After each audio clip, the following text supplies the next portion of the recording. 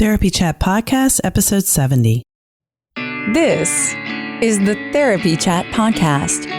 The information shared in this podcast is not a substitute for seeking help from a licensed mental health professional. And now, here's Laura Reagan, LCSW-C, with today's episode.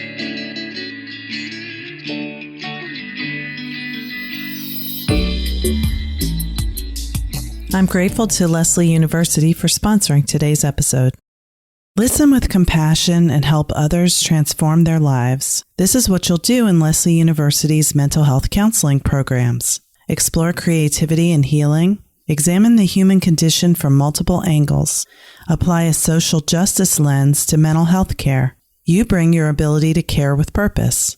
Lesley University will help you achieve your goals. Discover master's and PhD programs at lesley.edu/mental-health. Welcome back to Therapy Chat. Today is a very special episode because I have an interview with someone who actually agreed to be interviewed all the way back last summer. And we did the interview, then we had problems with the technology, and she graciously agreed to come back. Hilary Jacobs Kendel is an LCSW in New York City who has a very interesting practice. The reason I originally came into contact with Hilary was because she had consulted on the show Mad Men. And if you've listened to this podcast, you know that I'm a big fan of that show, and you can look back at previous episodes where I dissected what was going on with the main character of Mad Men, Don Draper, and related it to childhood trauma and secrecy and shame. So you can go back and check that out in episodes 53 on secrecy, shame, and the shadow, and episode 54, which is called What's Up with Don Draper. I wanted to interview Hilary about her work consulting on Mad Men, but once we started talking, that was one of the things I was interested in learning about. But we talked much more in depth about core emotions and healing emotional pain using what she calls the change triangle. She has a book coming out on that subject, which is related to the psychotherapy practice called AEDP. And she's going to talk about that in this episode, so you'll hear all about it. So let's get started with my interview with Hilary Jacobs Kendel.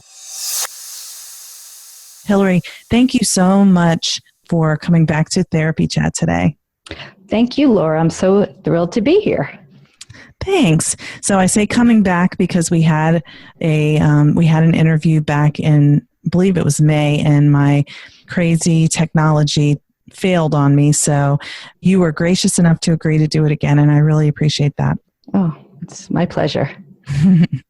So I would love if you could just tell our listeners a little bit more about yourself and your work. Sure. How far back should I go?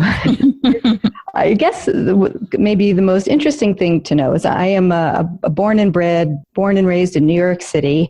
And I was raised by very psychologically aware parents, and it made sense that I would become a psychotherapist.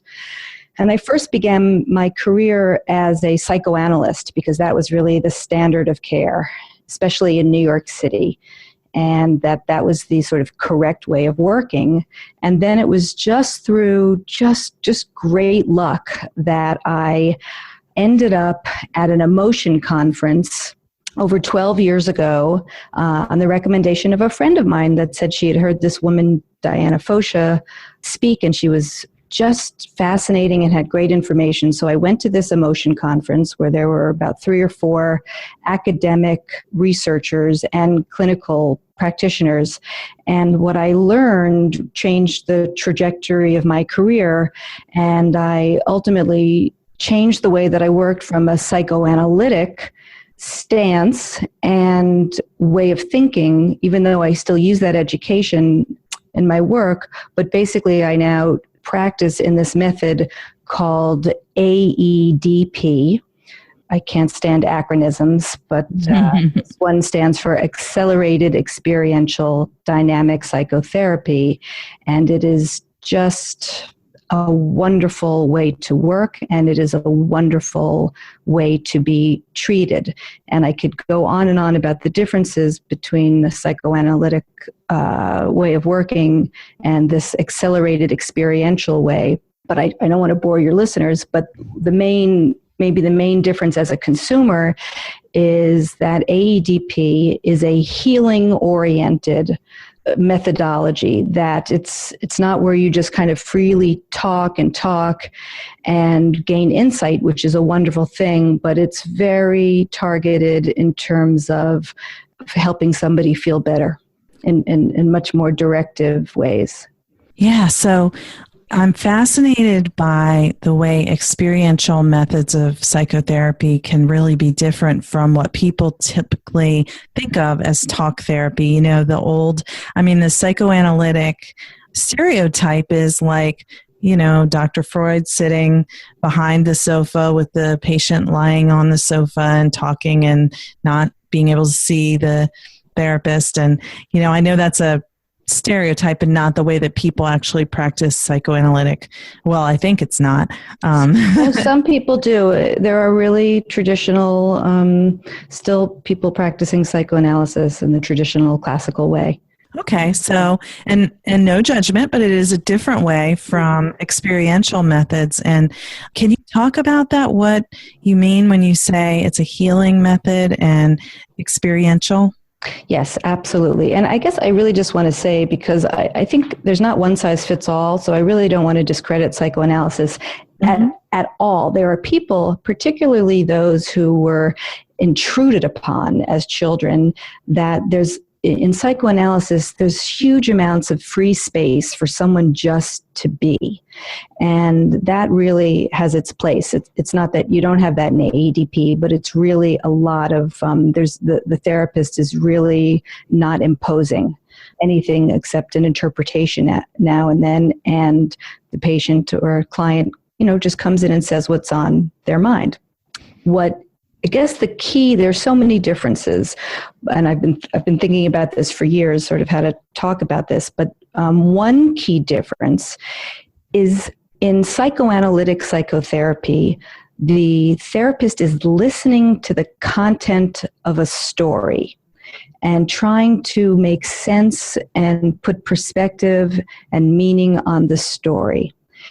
In experiential methods, content matters. People like to talk and we want to listen, but you're really looking and tracking the moment-to-moment being of the person who you are with, and therefore not only listening, but looking at the body language, looking for emotion, because what we're trying to really go after is to help somebody get in touch with their deepest sense of self, their deepest authentic feelings and beliefs and experiences and definitions of who they are and how they are in this world, so that they feel connected to themselves.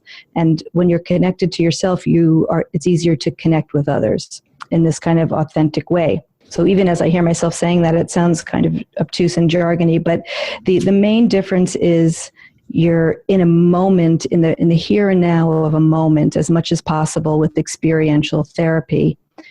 And so what that would basically look like, just to kind of paint a picture for people listening, is, let's say someone is sharing a story, and all of a sudden, so I'm not only using my ears, I'm with them, I'm noticing them, and let's say their tears, I see their eyes moisten, and I see that there's a sense of emotion in their eyes.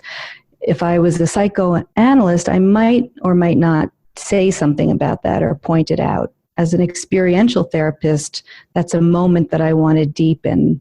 And so without, being careful not to create shame or to have someone feel self-conscious, I might say, I'm so interested in everything you're saying, and I'm noticing that right now your eyes are welling up with tears, would it be okay if we just really slowed down and honored what's happening right now?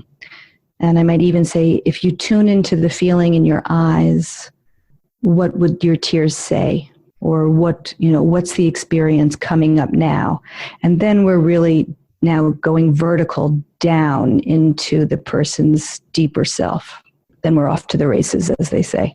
And that's where change really occurs, at the level of emotion and even the level of the body, which is where emotions are born and where they reside and live, even though they feel like they're happening in your head a lot of the time. They're really physical experiences. Yes, it's a beautiful example. And that's what I find so fascinating, because I think, and I'll speak for myself, that if I could be going to a psychoanalyst 5 days a week and talking, and it is great to be heard and it's great to think through things, and I'm good at that.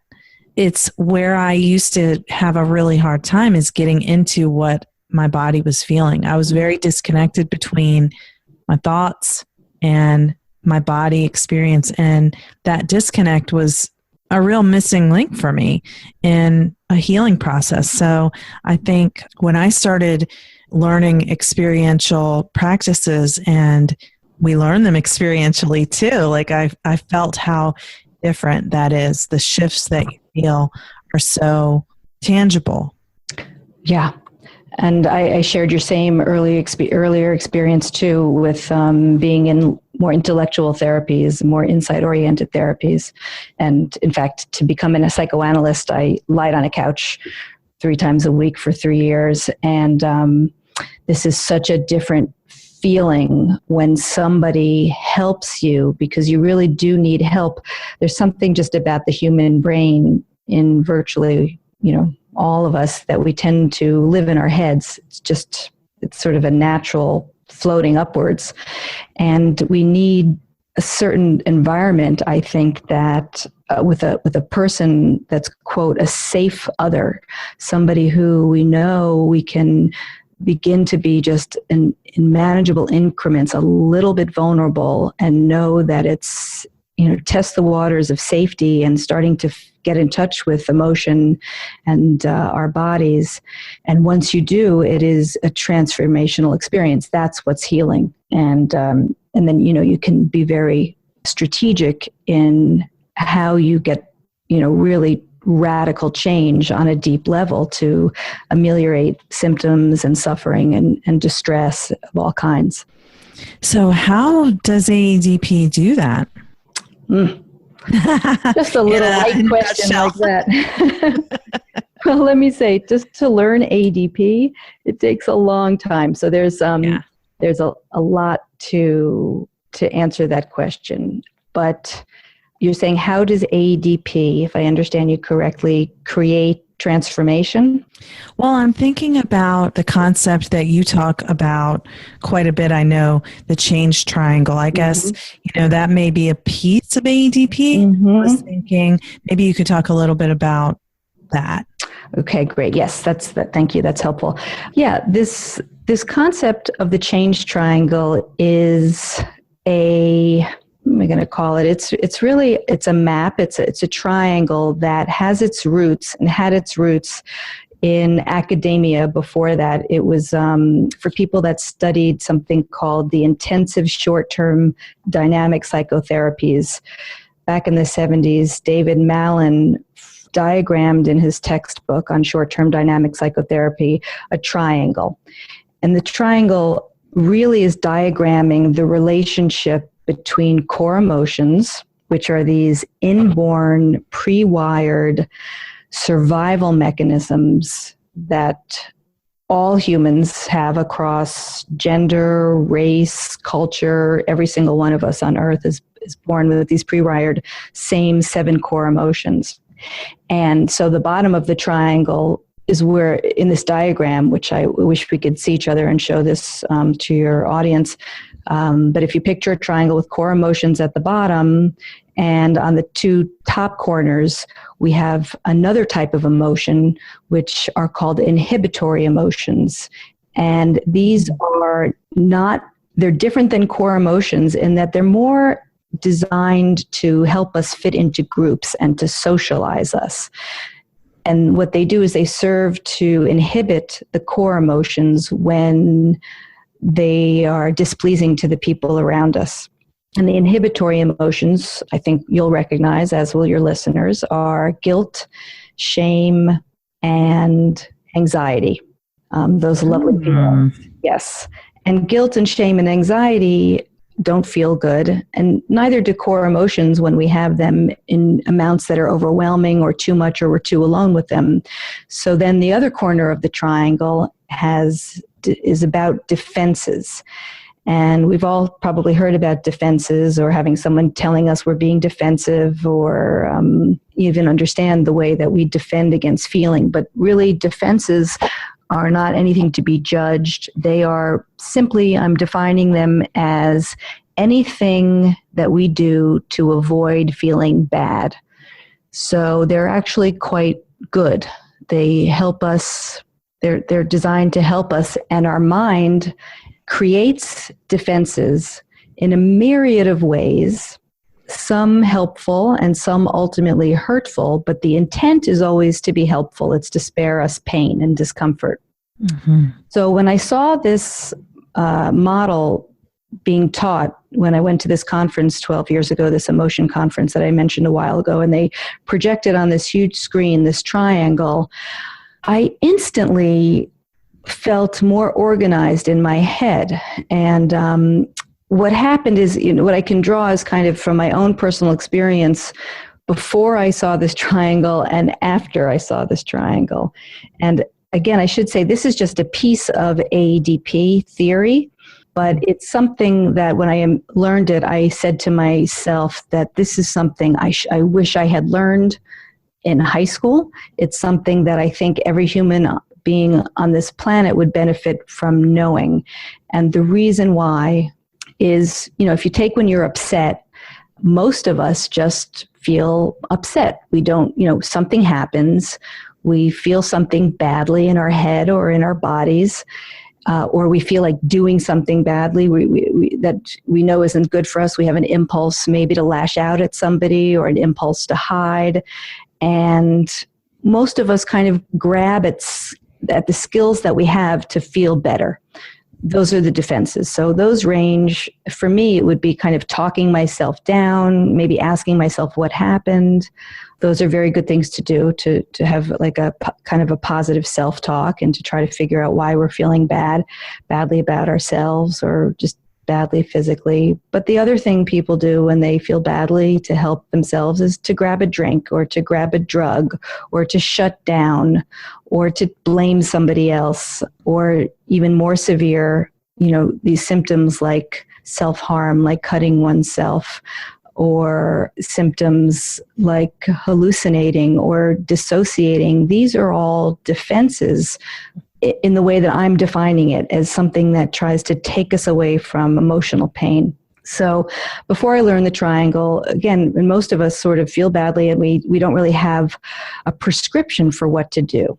When you learn the change triangle, all of a sudden things begin to make sense, because the change triangle asks us to figure out, it teaches us what are our core emotions and how do we recognize them.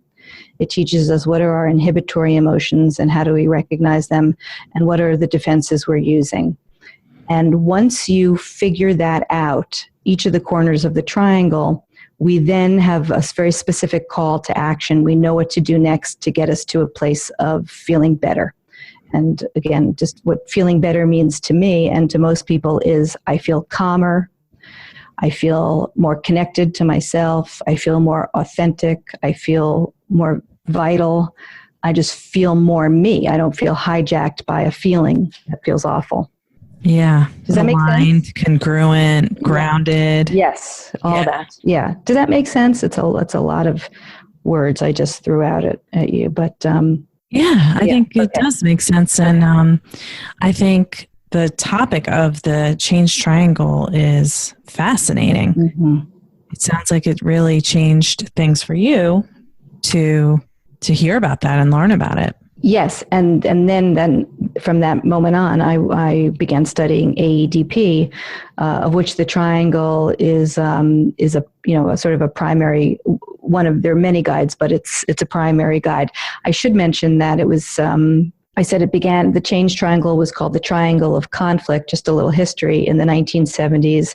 Then Diana Fosha, who was the developer of AEDP, changed the name from the triangle of conflict to the triangle of experience. These are for the academics out there listening. And then I nicknamed it the change triangle for the public, because when I knew that I was going to write a book about this, and I wanted it to go not to therapists, although I assume therapists will read the book, this is really for everybody who's interested in wellness and personal growth and self-actualization and mental health and feeling better and all those words, those positive words. Yeah. Well, we both talked about this last time when our interview wasn't recorded, but that you consulted on the TV show Mad Men. And that is how I became aware of you when I saw something you had written about that. And I was like, wow, Don Draper is such a classic example of someone who is not in touch with his emotions and feels so much pain and so much distress in his relationships. And it fascinated me to learn that you had been a part of, advising on mental health on that show. And I wanted to get to talk to you then because I'm a fan of the show. And I just think that the portrayals are so complex of all the characters. Mm-hmm.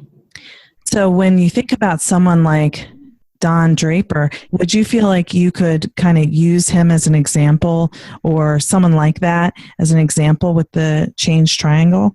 Sure. Understand? Yeah, I think that's a great idea. I think I can do that. And we can use other, try to even do other examples, because I do think it helps tremendously. And I guess I just want to say for people listening, if it's confusing, that this book that will hopefully come out in mid-2017, I'm not even saying this necessarily to plug it, but just to your point, it's going to be filled with not like telling you about this, but showing through verbatim stories, clinical tales of how you work this triangle again and again. There's about 7 or 8 stories of I say this, then the person says that, and to make it translatable so that you can work it yourself, because it's really, I think people can definitely make use of this triangle by themselves, and when you get stuck, bringing it to a therapist. So yes, Great. Absolutely, we need examples because otherwise it just brings it closer to home.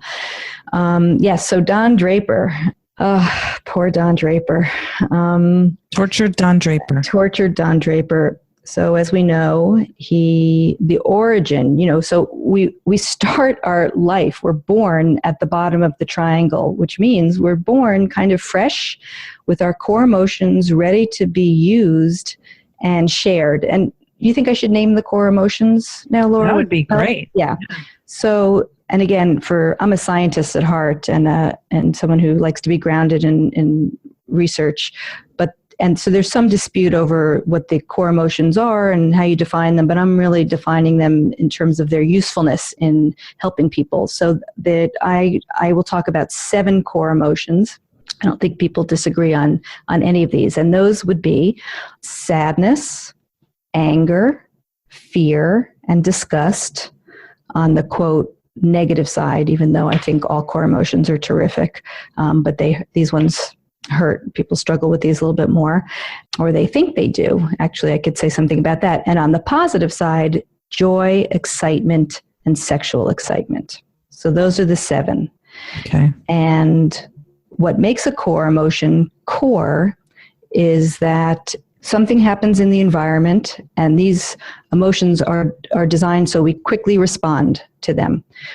So we basically, to simplify it, things that we feel bad, we want to get away from or fight against, and things that feel good, we want to move towards on a very visceral, primitive level. So those are the core emotions. And clinically and in life, what also differentiates them from the inhibitory emotions is that when we have core emotions, what is helpful and healing and healthy is not to avoid them. It's to lean into them and to touch them, to honor them, and to experience them, which means to feel them. And I teach people how to feel their feelings in a very specific way so that they actually feel, when you do this, you feel better at the end of it and not worse. So we're born. So I'm thinking of Don Draper, who was born with his core emotions and ready to love and ready to engage in the world. And then for all of us on this earth, stuff starts to happen, life. And there's other people that were born into a family. And hopefully the people are kind and treat us nicely and they have empathy. And even when that happens, it's not perfect. And I'll stick with Don for a while, but then because he's an extreme case, but then we can talk about kind of the average one of us. So Don was born into this very difficult environment where he lost his mother. He had basically neglect of love and care and security and safety, and he was abused. And as a result, and he was very, very much alone. And as a result, he learned that his feelings, his core feelings, like being frightened if somebody hurt him, of being angry if somebody hurt him, because anger comes up no matter how young we are. If we are in distress, we get angry. Sadness and despair over his pain. All these things push up for expression, and he knows biologically, this is not conscious, that they're not safe to have. So what happens is anxiety starts to come up, and the anxiety is a signal that says it's not safe to feel. It's not safe to get angry because somebody might hit us. It's not safe to feel sad because somebody might shame us and say, boys don't cry, or man up, or you're such a sissy, or something like that.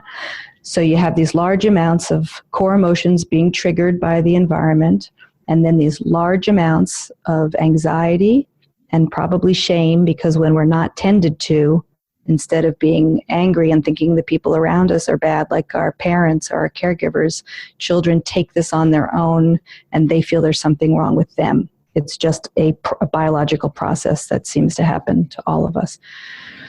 So now you have a little kid that is filled with all these emotions, these core emotions, and filled with all these inhibitory emotions. And can you imagine how awful that feels internally?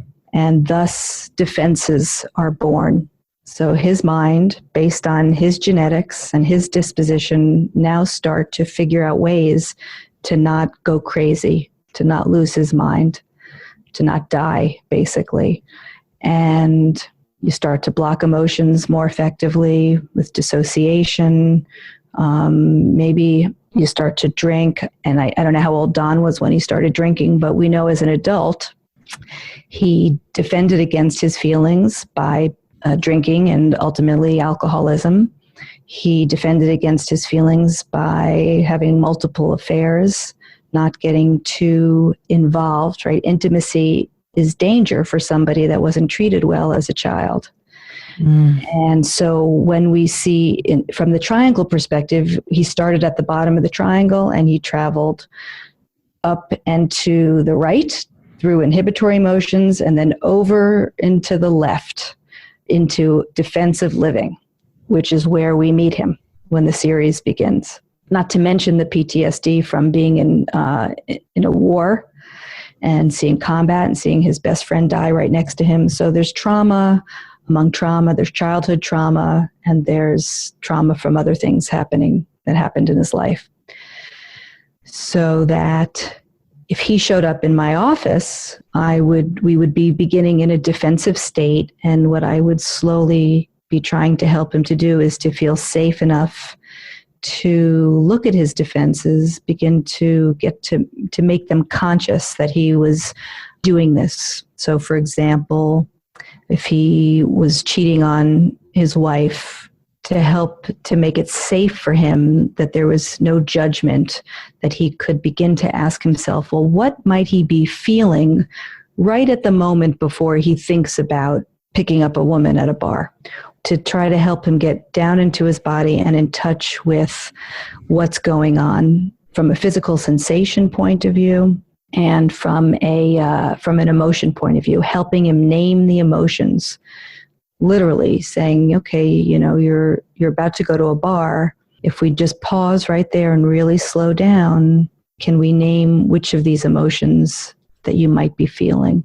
And really adding other states of loneliness and despair. So it goes something like that. And I guess I just should mention one thing, that if in fact Don Draper showed up in my room, probably because he was so traumatized even before that happened, we'd be setting the stage for that kind of work with helping him just learn how to be in the moment and ground. Like people from the very first session learn how to breathe to regulate anxiety in a certain way. I teach them just about the simple thing. It sounds ridiculous, but just feeling your feet on the floor. And trying to come out of your head for a moment, just feel the floor underneath you and breathe, is a practice that we can do over a lifetime, but it sets the stage for helping someone realize that when they're feeling something intolerable, they can do something right away to help calm that feeling. And breathing is probably one of the most underutilized self-regulatory things we can do on our own to calm the body, because very scientifically, you take a deep breath into your stomach and you hold it and you release it slowly. It stimulates the major nerve in the body called the vagus nerve, which is connected to the heart and actively slows the heart rate. So these things are just not kind of new agey weird stuff. It's actually medical and scientifically based. But people don't really know that. Yeah, I'm so glad you brought that up. Yeah. I love talking about that. Yeah. So, and then, so just to finish it, over time, let's say I saw him for, let's say someone like Don Draper, who is about 40 years old. Let's say it was a 5-year treatment. A lot of people would need less, but I'm just going with the extreme. By the end of the treatment, he would be able to identify when he was anxious, identify the feelings underneath the anxiety, and know which feelings he needed to kind of feel and let himself, the ultimate goal is, at the end of it, is to be able to not be frightened of any of the core feelings and to know how to experience them fully and how to use the information that they're designed by evolution to provide to change the external environment, if that's possible, or to soothe and calm yourself so that you can figure out how to help yourself. So it's very common sense also and practical, which I like. Yeah, that's a really nice description of how it looks and how, what to expect at the end.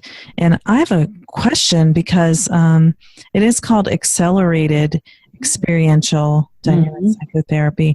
I was wondering if, I wondered, accelerated, like how accelerated? Yes, it's a great question. So again, the brain we now know is plastic, which means that it changes. And sometimes it changes very fast. So if you think about when you have a traumatic event, in 1 second, your brain changes, right? We all know that feeling where we are changed forever. And by that token, you can have one positive transformational moment that you are forever changed by. And often the sessions look like that something will happen and it's a radical transformation. But if somebody has lots of trauma and lots of trust issues, it takes time, because you're really rewiring a lot of different beliefs. And what happens is anxiety, shame, and guilt become bound. Like if you think of kind of two pipe cleaners, I use pipe cleaners in my practice to kind of illustrate how the brain works. And you can have sadness as a core emotion, which I want to help somebody be able to feel, linked to shame, which doesn't feel good. And so every time the person starts to feel sad, they start to feel shame. It takes some time. And if you have this over and over again in different aspects of their brain and mind, it takes time to kind of separate these ways of being out so that the person feels safe to feel.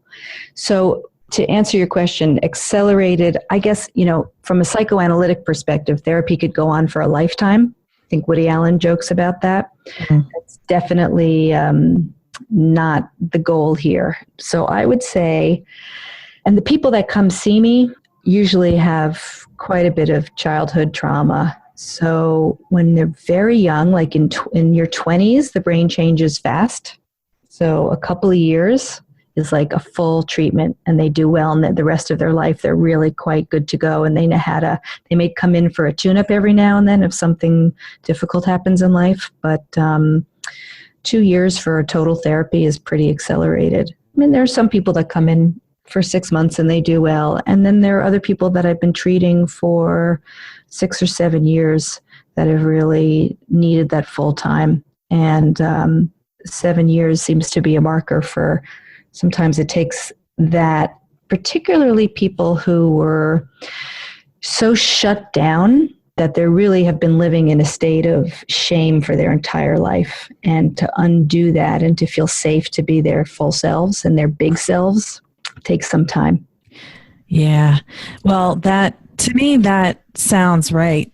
That sounds right. Because when you're working with childhood trauma, you're talking about defenses that have developed almost as a part of the person's identity, you know, and throughout their life. And it's informed how they see the world. It's not just something happened in adulthood when their development is, you know, mostly formed. And then they have, oh, wow, this has changed things for me. So I work with childhood trauma too. That's my favorite situation to help people with. And so when I hear accelerated, you know, I wondered, is this supposed to be like a 6-month thing or something? And I get what you're saying, that it could be short like that. But when the experiences are pretty deeply wrapped together, you know, it takes some time to disentangle. And, you know, so that I'd be surprised if it was like, oh yeah, 2 sessions. And, you know, that just sounds impossible to. Right. Like hocus pocus. Right. Yeah. Exactly. Yeah. Exactly. There are some, you know, it's interesting. Hypnosis is, I don't know if you've ever interviewed people who have done hypnosis, but that's sort of an interesting thing where, you know, people see, you know, the maximum of 3 sessions, and you're working the brain in the same way. It's this idea of how do you uncouple neural networks and then put them back in other ways that are more adaptive. And the nice thing, you know, AEDP also is based in science, and the science shows that if you get rid of inhibitions, if you bypass defenses, that the body knows what to do to heal. So it's not like I'm deciding how to rewire these networks. It's basically like if you loosen the hold, and I'll go back to shame being bound with a core emotion like sadness. If you loosen it enough, it will just integrate. The brain just will sort of reorganize in a way that's adaptive, and that the person becomes calmer and it feels better. The body just knows what to do if you kind of move over obstacles and get out of the way and just create a safe environment so somebody is free to just let the process naturally unfold. And what I mean by naturally unfold, because that seems vague, is literally, if somebody has a core emotion, again, of sadness, let's say they're mourning something from the past, I literally they'll be tuning into the physical feeling of the sadness. It's focused attention. So for me, for example, I feel sadness in my chest. It's like a heaviness. And when I feel sad and I know that I need to cry, I'll kind of drop the storyline of what I'm sad about, and I'll even drop kind of the emotion of sadness, and I will just focus on the heaviness in my chest with a kind of loving, compassionate, non-judgmental stance, and I'll just follow it. Because when you focus on a physical sensation, it actually stimulates the brain to start moving. And if you stay with the physical sensation, it will know what to do. And if you're with a core emotion, there'll be kind of a wave. They have these wave-like ways of being. The emotion will crescendo. Then if it's with sadness, you may start to cry. And then the crying will stop if you don't thwart it. And you'll feel relief and better, and it will be past.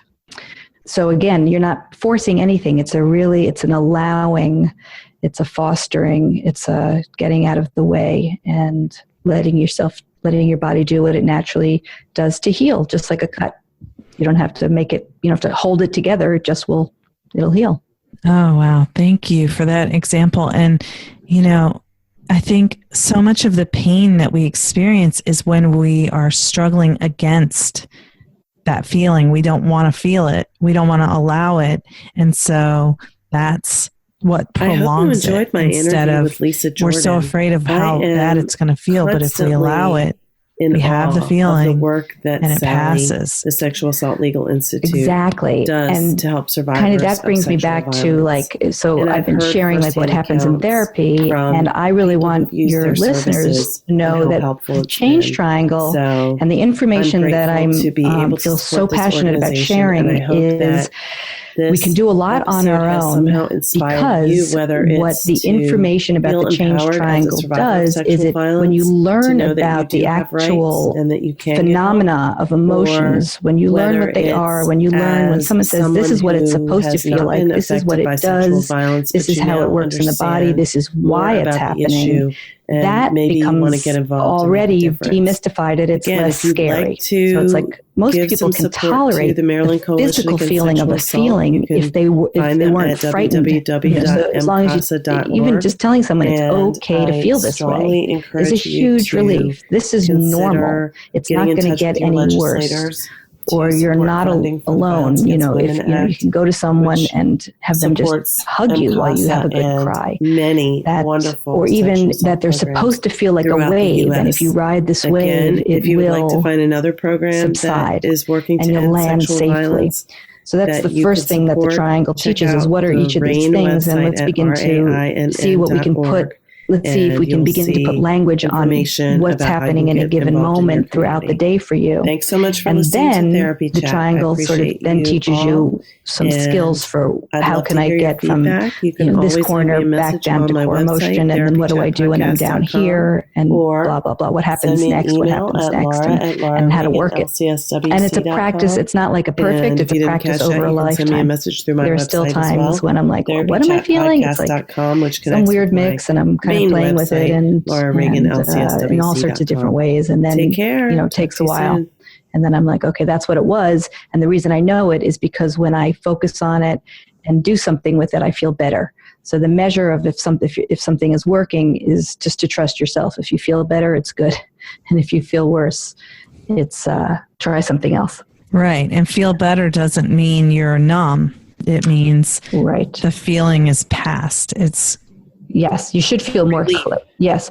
In fact, there's very markers of feeling better. I write about this in the book, and it's all on my website, that when you fully experience a core feeling, what's on the other side is this state that people call lots of different things. I'm referring to it as this open-hearted state where, and the way you can remember or find it is it's characterized by all these words that begin with the letter C. And Laura, you can tell me if you relate to this, of these C words that actually tell you that you're not numb, but you're in a good place. So you feel calm physically and mentally. Your head is not, you're not ruminating, that there's a kind of an overall calmness. There's a clarity in your thoughts. There's a connection to yourself and to the world. Whether it's a spiritual connection or a connection to others, that connection is a big part of feeling well. One is able to be curious from this open-hearted state. One is able to often be creative from this open-hearted state. One feels a bit more confident in themselves. I think I've covered most of them. But all those are markers that people tend, these are the states that people actually describe in session when they have felt something that has been blocked previously and they feel so much better, and then they stay with it. Again, I'll have someone after they finish having an emotion to notice, okay, what do you feel now inside your body? What's in the wake of this feeling? And then they begin to spontaneously describe, geez, I feel calm, I feel clear, I feel confident, I feel strong and grounded, and a coherent, this is again jargony, this sense of a coherent narrative, meaning you can tell the story of your life in a way that these bad things, these hurtful things happened to me, but now they are over. They are no longer haunting me. Yeah, that's those descriptions, those markers sound totally right on to me. And so I do think it's really important for people, it's like, oh, something terrible happened, but I went and I just got so drunk I couldn't feel it anymore. So I feel a lot better now. It's like, that's not feeling better, and it might for the moment, but it's not sustainable because it comes back. Right. You become reliant on it. The feeling, it's like physics. It's like a piston. The feelings know they need to push, they need to come up. Otherwise they stay in the body and they create literal stress on the body. That's why so many people have heart disease and high blood pressure. And there's even theories that autoimmune diseases are stress related. So they exert literal pressure on the body. It's not healthy. And so we all need to learn to feel our feelings. And, it sounds cheesy as I say it, and we live in a culture that has said just the opposite. This whole kind of Puritan ethic of which the country was founded, pick yourself up by your bootstraps. And that's got a place. But if we don't come back and tend to feelings, people get depressed and they develop symptoms. And there's just no way around it. People also get aggressive. And I have to say, from something I think a lot about is men. I write a lot for men because I feel for them there's a fundamental conflict, not only in the culture that says that it's not okay for men to feel tender feelings. And I help a lot of men feel their tender feelings because men have sadness and fear and we've anger and disgust, right? Sadness and fear and anxiety and depression, like kind of these softer, quote, weaker emotions. But all people have all the emotions. And, in men, not only are there astronomical rates of suicide for young men in this country, it all has to do, and symptoms and alcoholism, it all has to do with that they are not allowed to feel those tender feelings without being labeled as weak. Add to that men who go off into war, and again, I don't want to say that, it's exclusively men because I know that women join the military and whatnot, but I'm just thinking if you're in touch with your fear, it's very hard to go off into war and to be so brave. You have to distance yourself from it to survive that. Right. So it's a conflict really for our society and culture to figure that out. And ideally, we would live in a peaceful world and we wouldn't fight. But, and then what happens when they come back and we tell them, now you're supposed to feel your feelings? How do they turn it back on? And you have PTSD. Right. Symptoms. That's what's in the middle. Right. Yeah.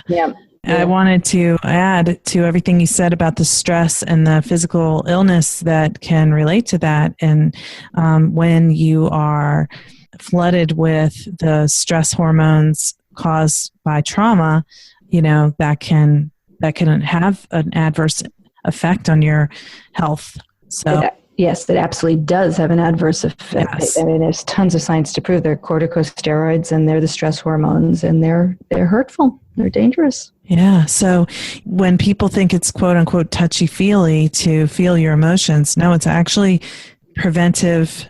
Preventive health. Mm-hmm. Preventative. Yes, it's preventive health, and it's absolutely necessary for wellness. And I would also argue, I say this to my patients a lot when they're like, but feeling feelings is weak. And I'm like, well, does this seem like, it seems to me like you have to be pretty strong to actually feel a feeling. They can be painful and scary.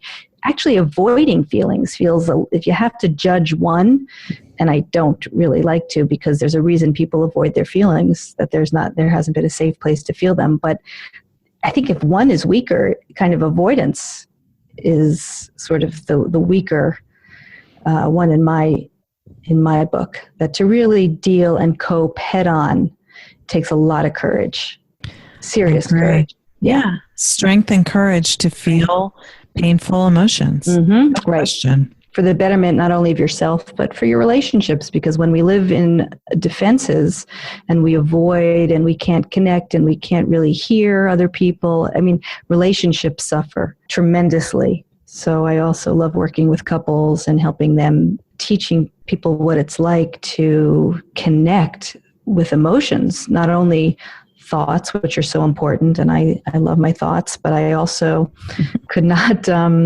when my husband and I are in a skirmish and we're going round and round, and every couple has their same kind of dance that they do when it's like, oh my God, we've been here so many times, it's the same fight over and over again.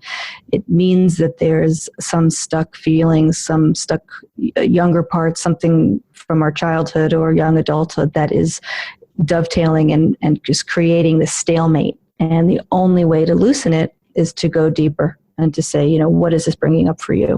What emotions is it evoking? And then really try to be with those and have each person hear it and create empathy. And then all of a sudden, it's like magic. Everything gets better.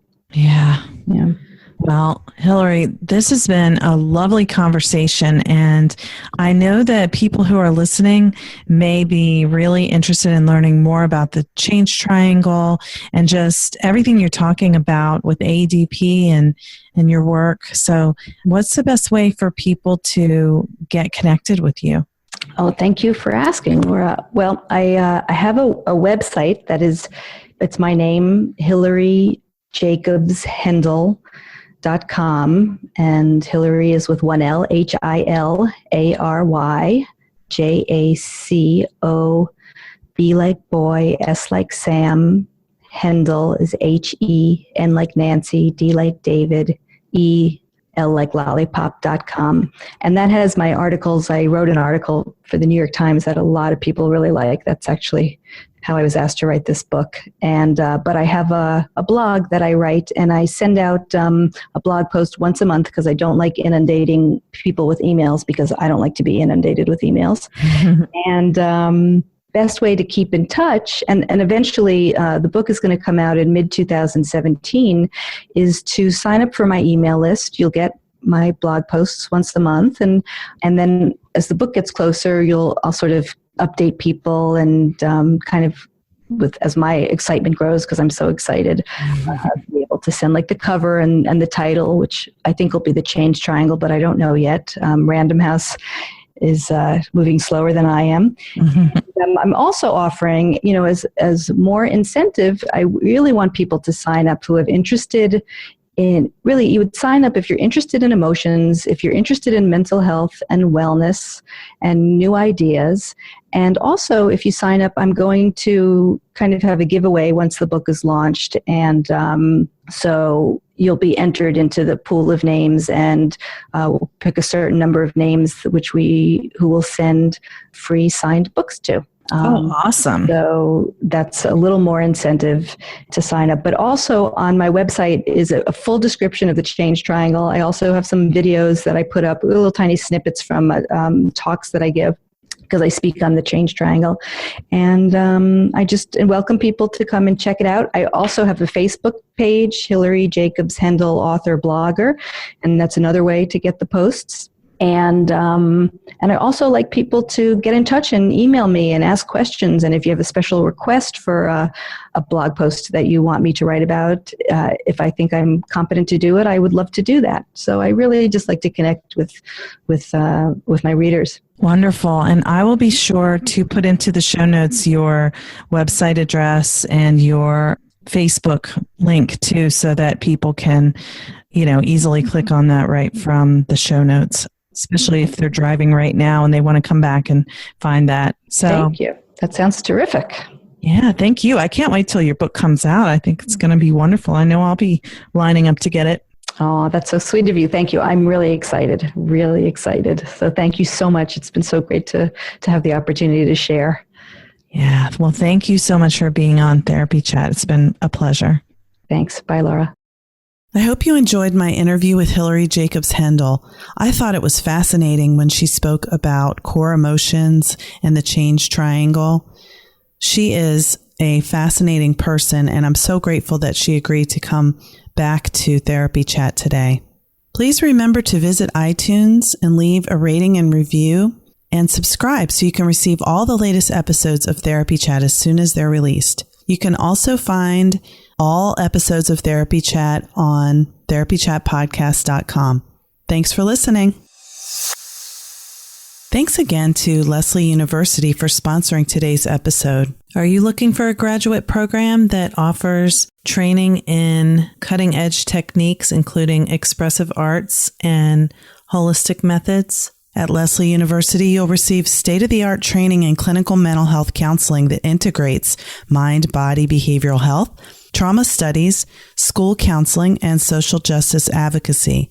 Lesley University's graduate programs innovate across disciplines, from clinical mental health counseling specialties to pioneering coursework in expressive therapies, giving you the perspective to heal the whole person. Lesley University was the first graduate school in the U.S. to train professionals in the emerging field of expressive therapies.